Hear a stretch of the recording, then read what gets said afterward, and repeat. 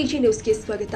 ಗುಂಡ್ಲುಪೇಟೆ ಪಟ್ಟಣದ ಓಟಿ ಮೈಸೂರು ಮುಖ್ಯ ರಸ್ತೆಯ ಅಂಚೆ ಕಚೇರಿ ಎದುರು ಪ್ರಾಥಮಿಕ ಶಾಲೆಯ ಮುಂಭಾಗ ರಸ್ತೆ ಸಂಚಾರಿ ಸಿಗ್ನಲ್ ತುಂಡಾಗಿ ಬಿದ್ದಿದೆ ಹಾಗೂ ಪಾದಚಾರಿಗಳು ನಡೆದಾಡುವ ಸ್ಥಳದಲ್ಲಿ ಸ್ಲ್ಯಾಬ್ಗಳು ಕುಸಿದು ಬಿದ್ದಿರುವುದರಿಂದಾಗಿ ವಯಸ್ಸಾದವರು, ಶಾಲಾ ಮಕ್ಕಳು ತಿರುಗಾಡಲು ಕೂಡ ತುಂಬಾ ತೊಂದರೆ ಆಗಿರುವುದರಿಂದ ಕೂಡಲೇ ಸಂಬಂಧಪಟ್ಟವರು ಸಮಸ್ಯೆಯನ್ನು ಬಗೆಹರಿಸಬೇಕು ಅಂತ ಕರ್ನಾಟಕ ಕಾವಲು ಪಡೆಯ ತಾಲೂಕು ಅಧ್ಯಕ್ಷರು ಆದ ಎ ಅಬ್ದುಲ್ ಮಾಲಿಕ್ ಒತ್ತಾಯಿಸಿದ್ದಾರೆ.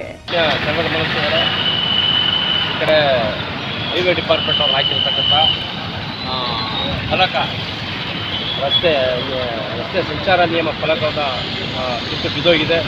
ಅದೇ ರೀತಿ ಸ್ಲ್ಯಾಬು ಕುಸಿದೋಗಿದೆ.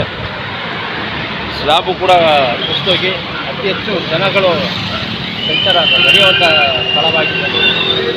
ಶಾಲೆ ಇದೆ, ಶಾಲೆ ಮಕ್ಕಳು ಮತ್ತು ವಯಸ್ಸಾಗಿರ್ತಕ್ಕಂಥ ವೃದ್ಧರು ಎಲ್ಲ ನಡೆಯುವಂಥ ಸ್ಥಳವಾಗಿದೆ. ಆಮೇಲೆ ಮೊಬೈಲ್ ಹಿಡ್ಕೊಂಡು ಬರುವಂಥರ್ತಾರೆ, ಮೊಬೈಲ್ ಹಿಡ್ಕೊಂಡು ಬರ್ತಾ ಹಿಡ್ಕೊಂಡು ಕೆಳಗಡೆ ಬಿದ್ದರೆ ಅನಾಹುತ ಆದರೆ ಹೊಣೆ ಯಾರು? ಹಾಗಾಗಿ ದಯಮಾಡಿ ಸಂಬಂಧಪಟ್ಟ ಇಲಾಖೆಯವರು ಕೂಡಲೇ ಸಮಸ್ಯೆ ಬಗೆಹರಿಸಿ ಬೇರೆ ಸ್ಲ್ಯಾಬ್ಗಳನ್ನು ನಿರ್ಮಾಣ ಮಾಡಬೇಕಂತ ಕರ್ನಾಟಕ ಕಾವಲು ಪಡೆಯ ವತಿಯಿಂದ ನಾನು ಕನ್ನಡಿಗರ ಮೆಚ್ಚಿನ ನಿಮ್ಮ ಎಜೆ 24/7 ನ್ಯೂಸ್ ಕನ್ನಡ ವಾಹಿನಿ ಇದೀಗ ಟಿವಿಯಲ್ಲಿ ಲಭ್ಯ. ವೇಳೆ ನೋಟಿಸ್ ಕೊಟ್ಟಿದ್ರೆ ವಾಪಸ್ ತಗೋತೀವಿ. ಇವತ್ತು ವಕ್ಫ್ ಪ್ರಾಪರ್ಟಿ ಅಂತೇಳಿ ಬರ್ತದೆ ಅಂತ ಹೇಳಿದ್ರೆ ರೈತರು ಬೀದಿಗೆ ಬದಲು ಏನ್ ಮಾಡ್ಬೇಕಾಗತ್ತೆ? ಯಾರು ವೋಟ್ ಹಾಕಿಲ್ಲ ಅಂದ್ರೆ ಗ್ಯಾರಂಟಿನೆಲ್ಲ ಸ್ಟಾಪ್ ಮಾಡ್ಬಿಡ್ತೀವಿ.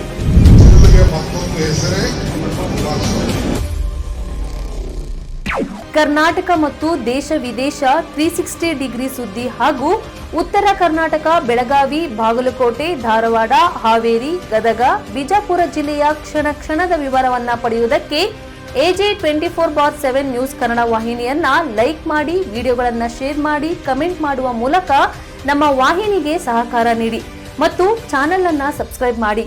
ಧನ್ಯವಾದಗಳು.